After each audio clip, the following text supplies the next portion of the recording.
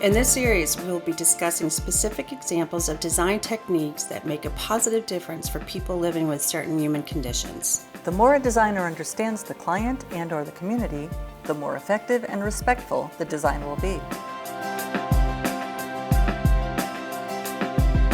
Welcome to Inclusive Designers Podcast. I'm your host, Janet Roach. And I'm your moderator, Carolyn Robbins. Carolyn, we have such a wonderful show today. Our guest is Yannick Benjamin, a restaurateur and expert sommelier with a truly inspiring story. Yes, and we are very happy to add this to our menu as the first episode for 2022. Did I ever tell you that one of my very first words was restaurant? It just goes to show you what was important to me at a very young age. And I'll bet the word design wasn't far behind. Exactly. You also have a great story from maybe 2 days before we interviewed him. I do. So what happened was I turned on the TV to PBS and there was Lydia Bastianich profiling Yannick and his restaurant Contento on her show called Lydia Celebrates America, Overcoming the Odds. You called me like, oh my God, turn on PBS. That's right. And I highly recommend our listeners give it a look. It was a very tasteful segment. Oh boy. Well, ignoring that pun, we should mention that Yannick is also in a wheelchair himself and designed his restaurant to reduce physical barriers and to be inclusive for everyone. We should also note that there was some construction being done at the restaurant, which you will hear in the background of our interview. The work on improving their space didn't stop down for us, as Contento continues to serve up their best as an inclusive environment. I think you've reached your pun quota for this intro. But we do think these oh-so-familiar sounds that we know and we love only add to the charm of this interview. You work with construction, you deal with contractors. You know these sounds. Absolutely. Just to give you a sample of Yannick's story, not only is his restaurant Contento designed to be accessible to patrons with disabilities, he also started 2 organizations, Wheeling Forward to help those living with disabilities, and Wine on Wheels that promotes expanding opportunities for the disabled within the hospitality industry. But we'll let him tell us about all of that and more in his own words. And with that, here's our interview with Yannick Benjamin, restaurateur, sommelier, and disability advocate.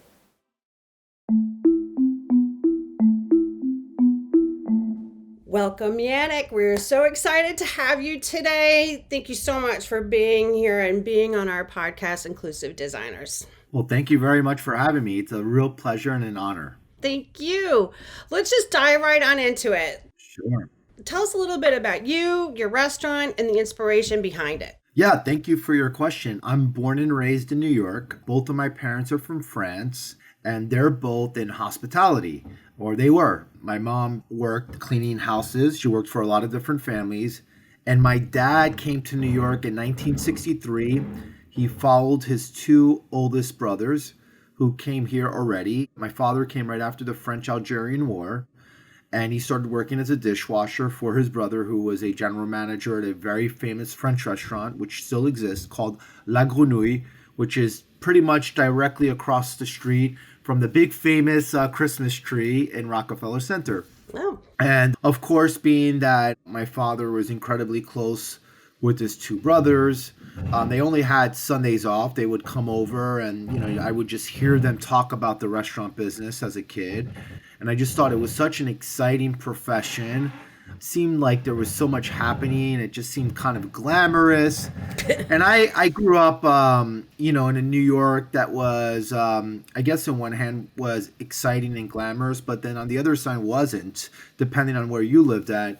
And I grew up in a working class neighborhood called Hell's Kitchen, which was on the west side of Manhattan, which was not so glamorous. It was very much a blue-collar, hardworking neighborhood. Right. And so hearing about all these exciting stories kind of took me away from that part of town and allowed me to dream and imagine. So pretty much at a very young age, I knew that I wanted to be in the hospitality industry and be like my uncles and be exactly like my dad. That's a great story. And by the way, yeah, Hell's Kitchen doesn't exactly inspire some sort of white picket fence kind of. That's true. Right, exactly. So tell us a little bit more about the restaurant itself and what was your inspiration? Yeah. I mean, obviously you have a whole bunch of like with the family background and Yeah, it's in your blood, right? So, yeah. but what was the inspiration for Contento? Well, I'll break it up into a couple of points to make it as easy as possible. Being that you guys are from up north as well, my favorite TV show growing up as a kid was Cheers. And I just loved the dynamics of Cheers. And on top of the fact that I already wanted to be in hospitality, I knew that if I was ever going to open up a kind of like restaurant, bistro, whatever you want to call it, I wanted to have that same kind of feeling. I wanted to be that guy, that centerpiece, and have all his friends around him and just have a good time while at work, right? Be happy when I was going to work and be happy when I was going to leave work. So that also helped me come up with the name Contento because Right. being happy is really in the pursuit of happiness, right? Right. So contento means happy both in Italian and in Spanish.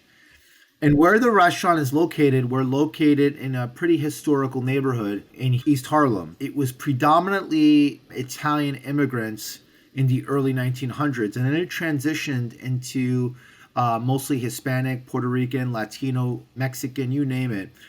So I really wanted to figure out a way to pay homage to all of these immigrant groups that really kind of added so much flavor to what we know East Harlem as today. And so Contento was just an obvious choice because, again, Contento means happy in Italian and in Italian, right? Spanish, and then really kind of fits to what my philosophy is.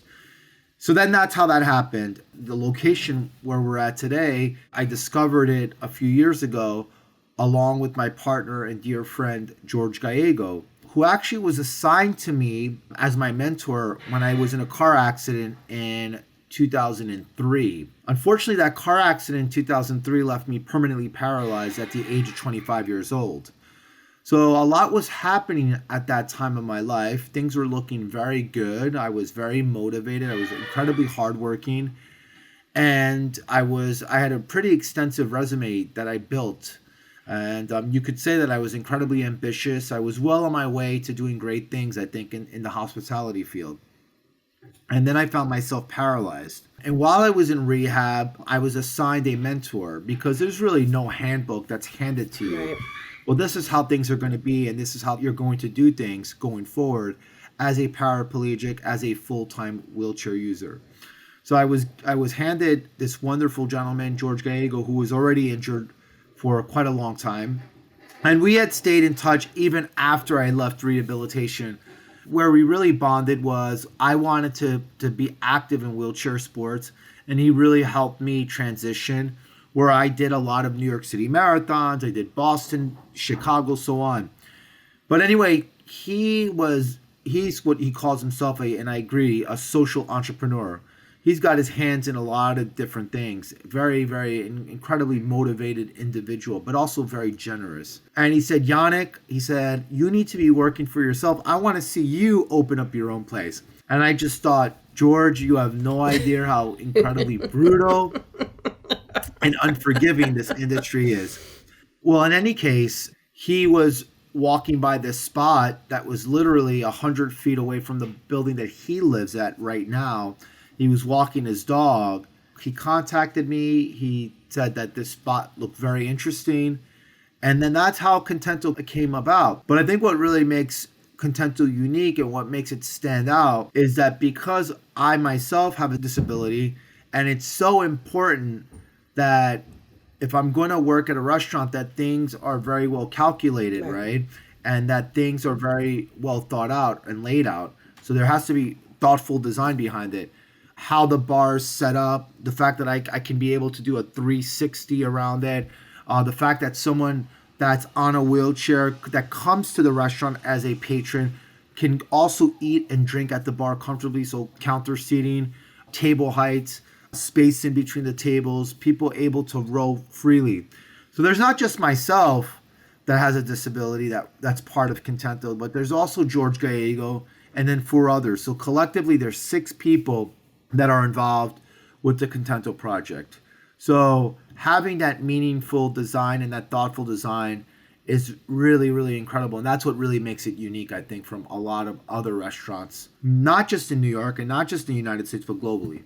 I totally agree with you, and that's why I really wanted to have you on the show. When designers hear that I'm a designer for people with different types of living conditions, that they tend to think that I'm the person to go to get around the ADA, to get around the codes that have been put in. And so I'm here to say to you so that we've got Yannick Benjamin, who has created a successful restaurant while also having everything that's beneficial for everybody and for full inclusion, which I think is such an amazing point of this. And this was the driving force for me to hound you. That's the only way to describe it. So, I mean, let's talk about a little more about the design. Yeah. So what were some of the challenges with this space? I mean, the bathroom is always huge, right? I mean, that's just Yeah. ADA 101. And we won't even get into the fact that when people use it as storage, right? Yes. Unfortunately, yes. Or I always love when they put the big barrels, Yeah. paper towels, like waste paper baskets, in Yeah. front of the toilet as well. I could go on. But for you, you have a really unique point because you're the entrepreneur, you're the restaurateur. You've been doing this for forever. So what was the challenges on that space? Like, did you get all the tables that you needed to get in there? Like, maybe we could start with that. Well, I'll tell you the biggest challenge of that particular restaurant. I would say, I think the most important thing why I decided to go into that space was, for all of you who don't know, when you're going to start a restaurant from the bottom up, and this space was empty, it was bare, it was neglected. So there was a lot of work that needed to be done. So it's a very expensive project to get involved with, any kind of restaurant. Even if it's like bare minimum kind of essentials, it's still very expensive. It's a big investment. Right. But the most important thing that was attractive was that the rent was incredibly cheap. So the landlord was very generous, very cheap. I mean, it's crazy. And then also he gave us 9 months rent free to construct and build out. So those were very attractive offers, yeah. Propositions, offers, exactly. Yeah. But I would say the biggest challenge on the other end of that was that the space. It's incredibly small. And in an ideal world, if you wanted to create a perfectly universally designed business or restaurant, you'd want a really big space. I would probably say the size of our restaurant is probably slightly over 1,200 square feet. So you can imagine that's not very big. No. And it's not very big when you consider that you've got to build a dishwasher, you've got the kitchen, then on top of that, you've got to build a really big wheelchair accessible bathroom. So that doesn't leave you much in the way of square footage as far as the actual main dining room. And we were left with probably just under 600 feet, which means that left us with about 35 seats in total with the restaurant. Now, that's not including the fact that if we really wanted to, let's say this was purely a business that was run by able-bodied individuals, you would have more tables, but that's not the case. I needed to get around, George needed to get around, and so we didn't put as many tables. So it's not as clustered as a typical small restaurant. But what that means also is that means it's less revenue. Right. So those are some of the challenges as far as all of that goes. But what I will say is that because of the sacrifices that we've made and because of the mission that we're on and the agenda that we've decided to stay on, we have seen an incredible amount of support of people with disabilities who have come to our restaurant. Because I think that, the most important thing, I really want to stress this, and I say this to everybody. You can design a perfectly, beautifully, well thought out business that's completely ADA compliant, that's accessible, that's clever. But if the people that are working there are not trained to deal with people with disabilities, aren't cultured, aren't educated, and they just aren't kind enough, all of that will mean nothing. It's so secondary. And so I think that people who have disabilities, who have decided to become regulars, who decided to support us, know that they're going to a place that's, one, safe, two, that's comfortable, that's empathetic to their needs. But no one's ever going to be judged or treated differently because they're rolling up in a wheelchair or because they have a guide dog. But instead, we're going to embrace them. And we're going to really appreciate them, because you've got to think about it this way.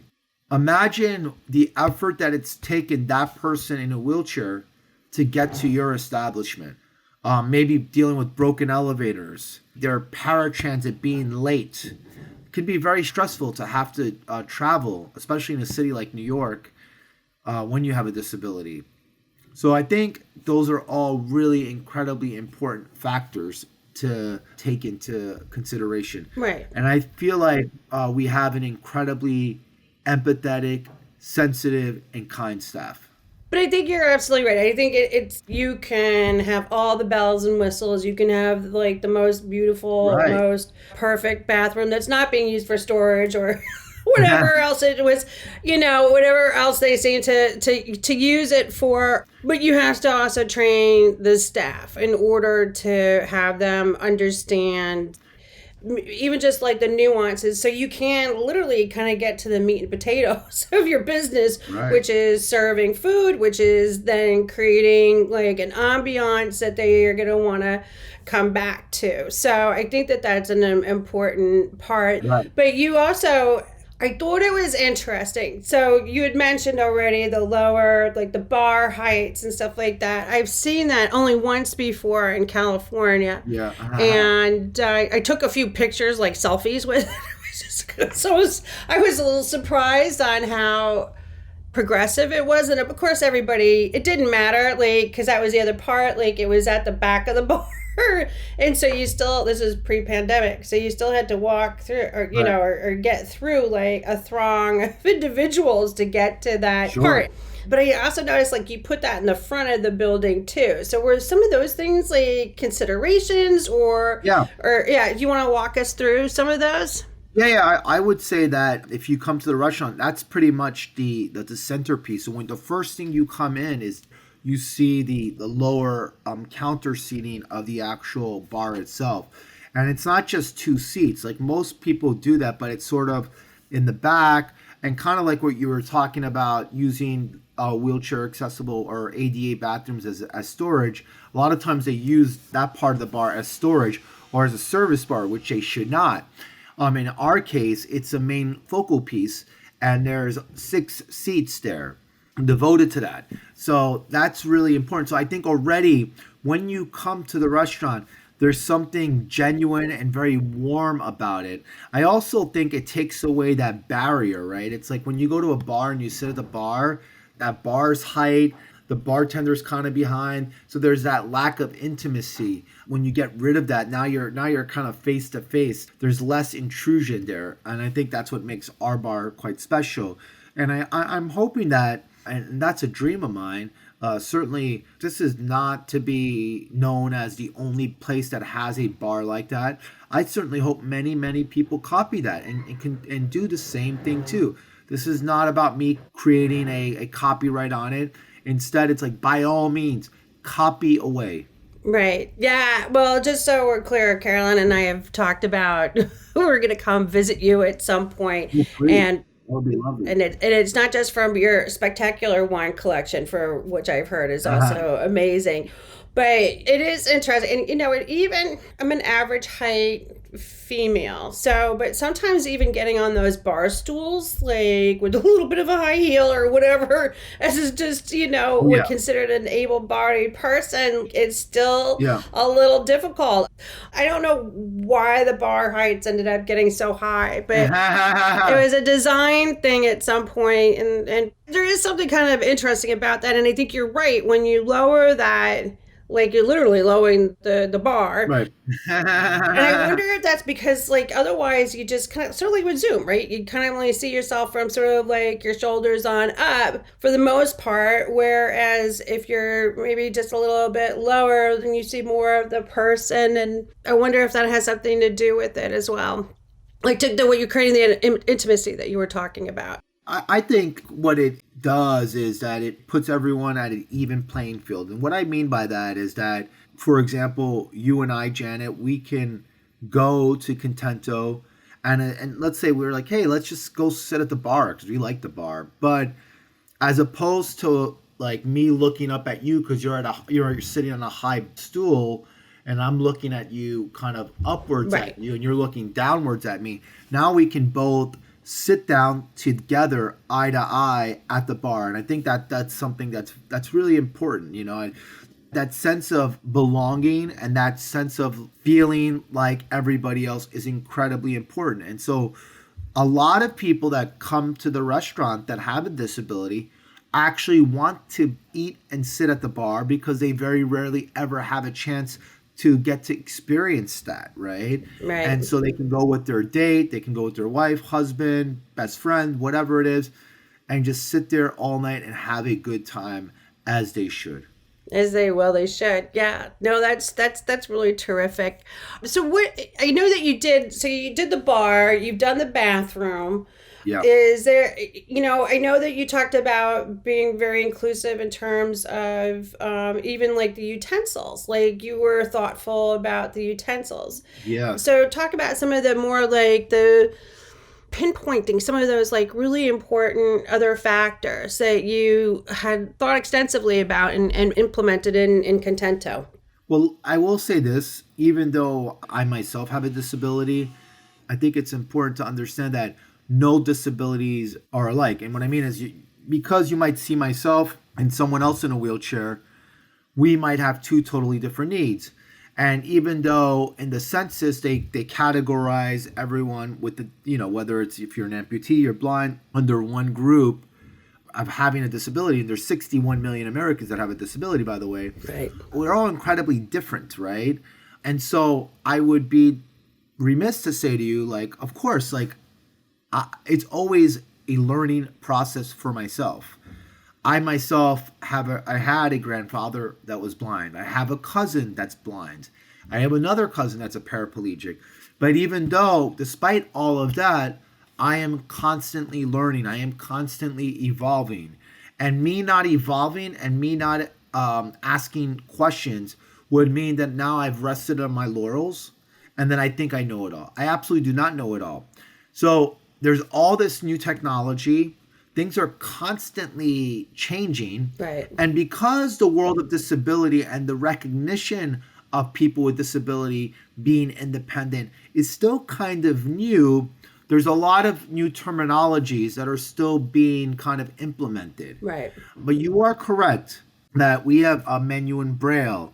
We've done everything possible with our website to make it accessible for the low vision and blind community. We have adaptive flatware for people who have minimal dexterity with their hands and upper body. If you don't know what that is, you can just Google adaptive flatware, and it's a company called Dining with Dignity. They're absolutely fabulous.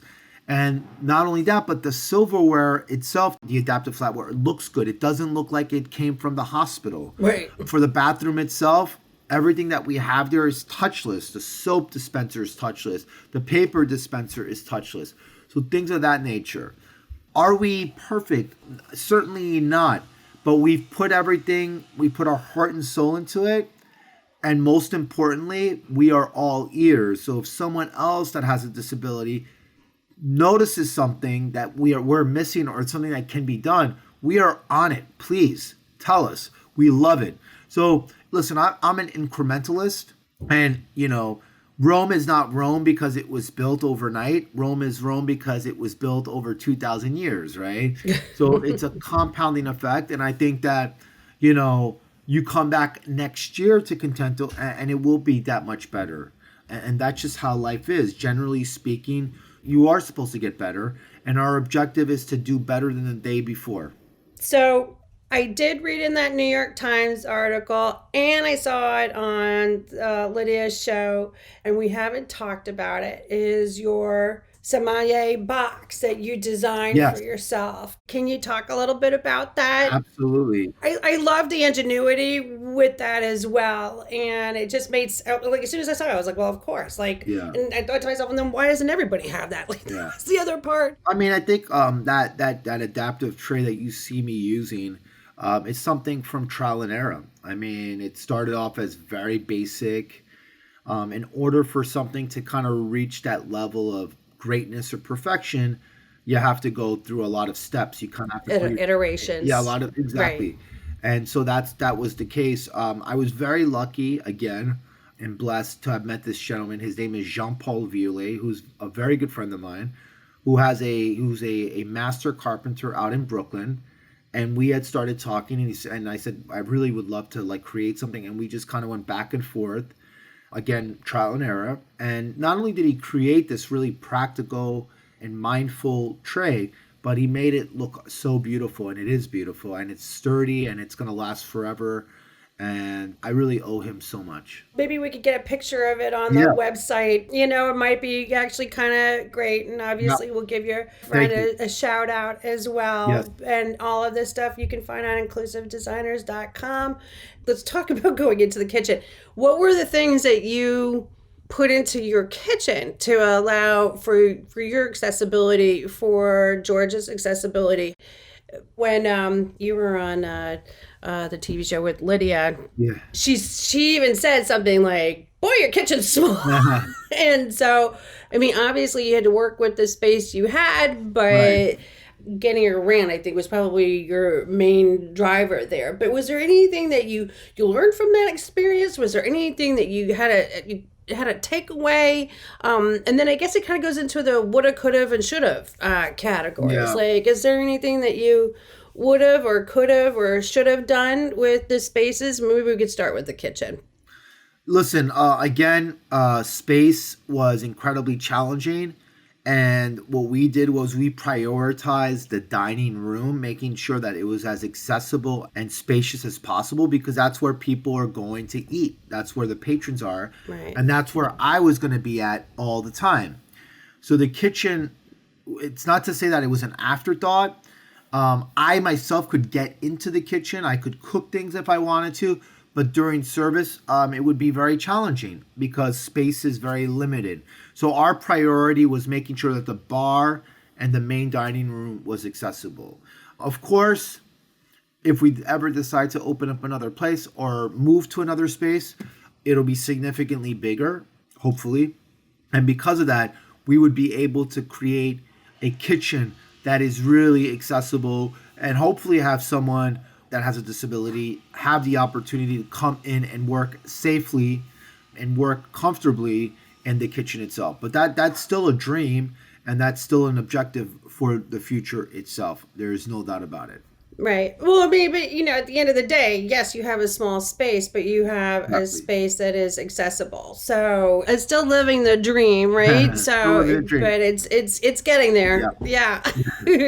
So, I think my next question for you is what would you like designers to know when starting to work on their own inclusive spaces projects? In particular, obviously restaurants. Like what was your big takeaway from doing this? Yeah. Was there anything that you found surprising?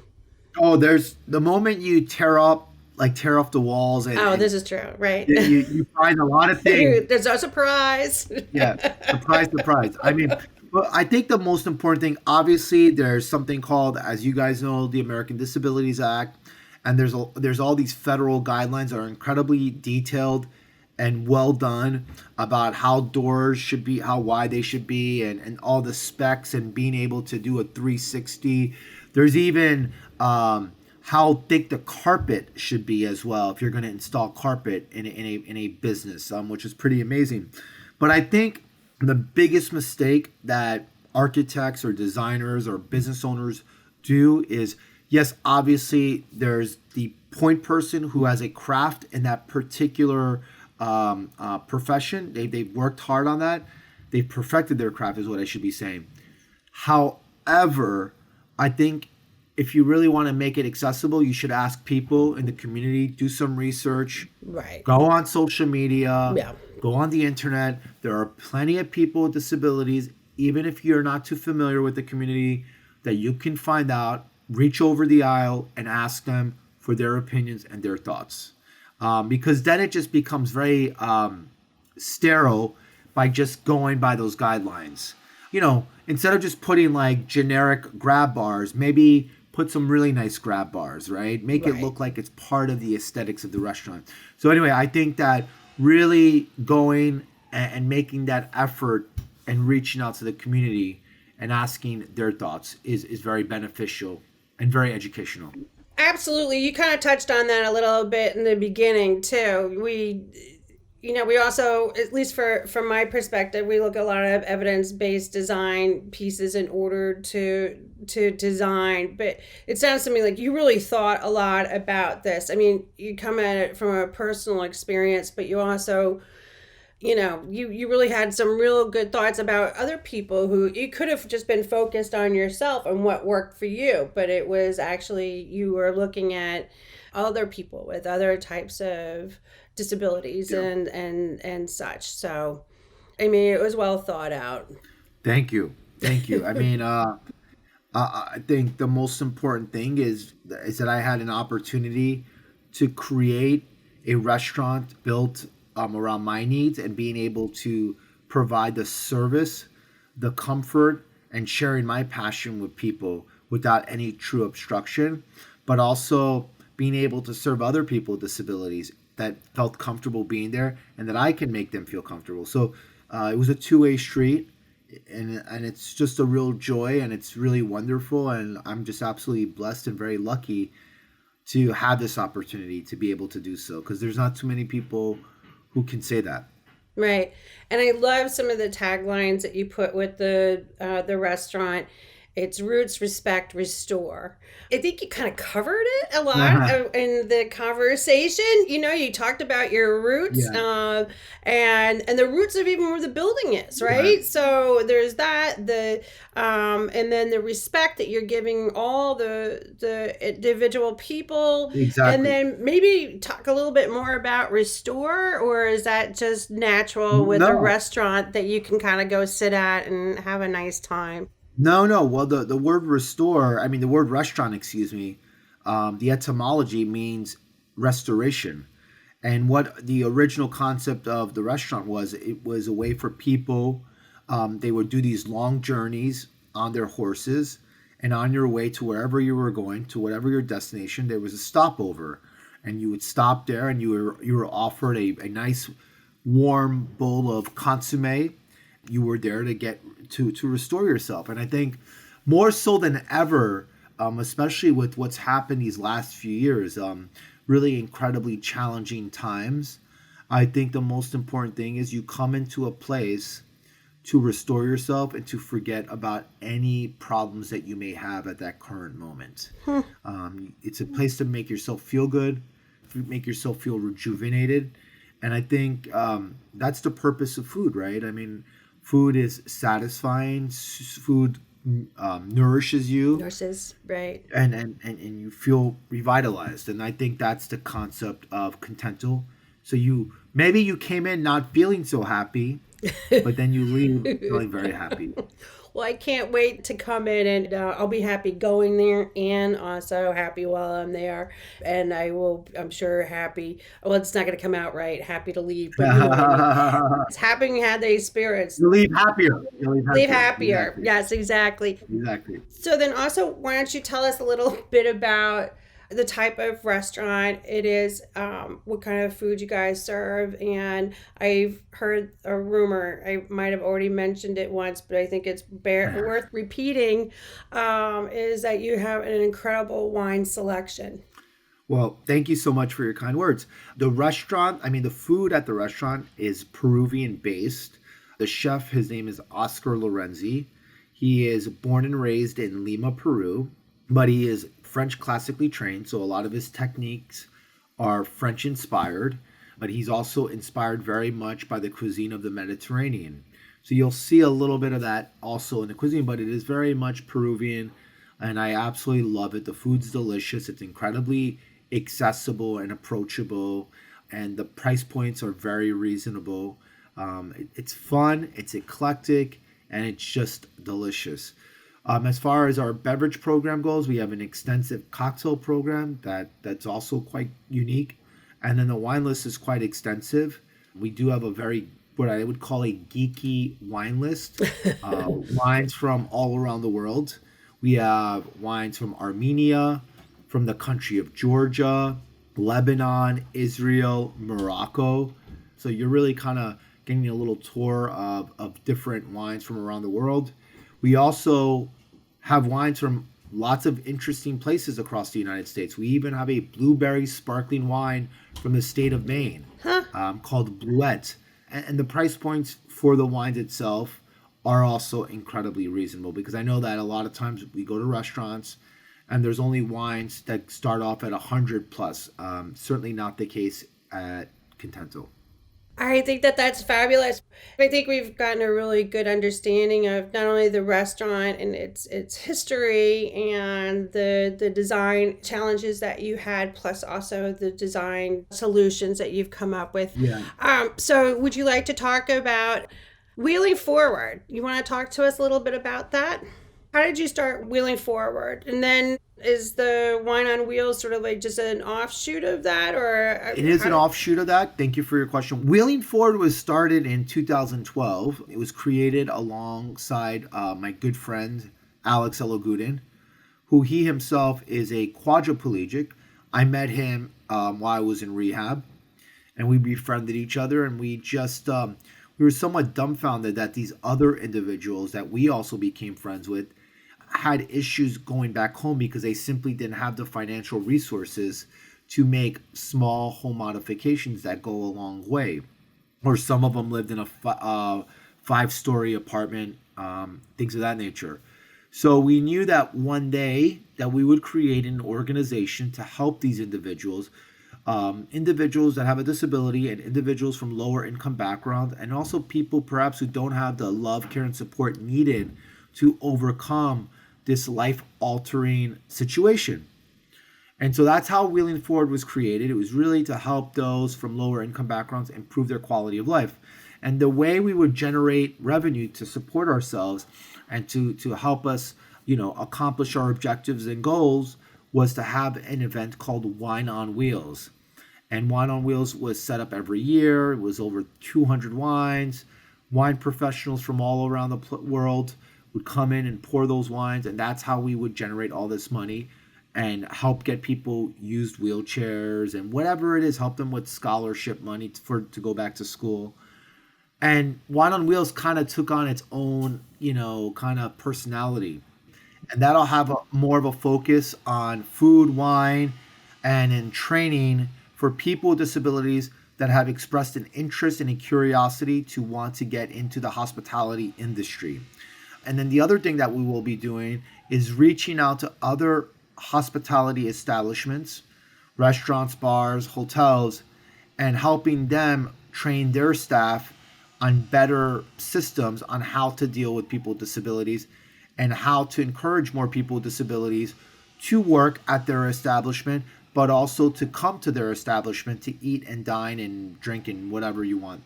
That's great. I love that. I think that that's a really kind of wonderful way to kind of bring everything together. And we kind of talked about it earlier. You were trying to explain to me that it's not just, you got to train the right people, right? So you got to put everything together.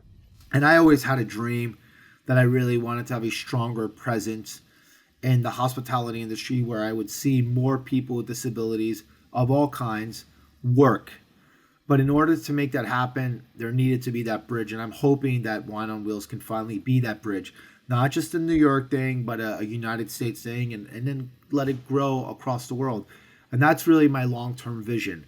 But, Wheeling Forward is still something that I love and I dream about and will still be supporting and still being involved, definitely. But, a lot of my time and energy going forward will be with Wine on Wheels. Well, let me know how I can help. Thank Do you want to let our listeners know how to get in touch? I mean, I will also have it on our website. We will have all the links that you will ever need and then some. But do you want to do a verbal shout out right now? Yeah, I mean, I want to thank you for having me. What a pleasure, what an honor to be on this. But if you want to learn more about Wine on Wheels, you can go on wineonwheels.org. If you want to learn more about Contento, you can go on contentonyc.com. As for me, you can find me on Instagram at Yannick Benjamin. And you can also find Wine on Wheels there too, at Wine on Wheels NYC. And then also at Contento NYC as well, all on Instagram. And I look forward to seeing all of you. And it would be great to have you all come down to Contento and have a great time. Yannick, we can't wait. I'm telling you, Carolyn and I talk about that often. So we've got to get over a couple of things, obviously. But anyways, yeah, we really appreciate you taking the time today. Thank you. We're kind of finished here unless there's something that you felt like we didn't cover that designers might want to know. No, this was a wonderful conversation. It went by so fast, and I thank you very much for all your great questions. And all of this stuff you can find on inclusivedesigners.com. I love your philosophy, and I love the forward thinking and the heart behind it, which is kind of great. I mean, think about it. I mean, like if you could actually create some of those spaces that also help people. I mean, because so many times when people have some sort of disability, they're also impoverished. So yeah, right, yeah, it's a problem. It's a problem. So I mean, to create more skills, and that, like you said, Rome wasn't built in a day. But sometimes I feel like we should be a little bit further along. Yeah, we're definitely behind. We're definitely behind for sure. We're definitely behind, but people like you are making a difference. Thank you for everything. Thank you, Janet. Thank you, Carolyn, for this opportunity. Thank you so much for being here and being on our podcast, Inclusive Designers. I really love the concept of roots, respect, and restore. That's going to be my new mantra, Carolyn. That's right after stay well and stay well informed, of course. Well, Yannick thought of everything when creating this restaurant. Not only just the physical space, like lowering the bar counters and having things being barrier-free, but such key touches like the adaptive utensils and the menus for the visually impaired. He said they really appreciate what it takes for someone living with a disability to get to a restaurant, and they strive to ensure every patron can relax and enjoy it while they're there. What a wonderful guy. I can't wait to go down to New York and visit him, taste some of that good food, sample some of those nice wines that he mentioned, and of course, see the space in person. I think we seriously need a road trip. But if you're in NYC, please look up Contento in East Harlem and visit for both the food and to check out a good example of a restaurant designed with the ADA in mind. For now, we will post photos to inspire you on our website. And we will also share the links for Yannick, Contento, Wheeling Forward, Wine on Wheels, and of course, a few other things that were mentioned along the way during this discussion. All that on our website at inclusivedesigners.com. That's inclusivedesigners.com. Thank you to Yannick Benjamin of Contento, and thank you all as well for listening. Along with all the regular places you get your podcast, you can also find us on YouTube as, you guessed it, Inclusive Designers Podcast. And of course, if you like what you hear, feel free to go to our website and hit that Patreon button or the link to our GoFundMe page. And as our motto says, stay well and stay well informed. Thank you as always for stopping by. Yes, thanks again. We'll see you next time.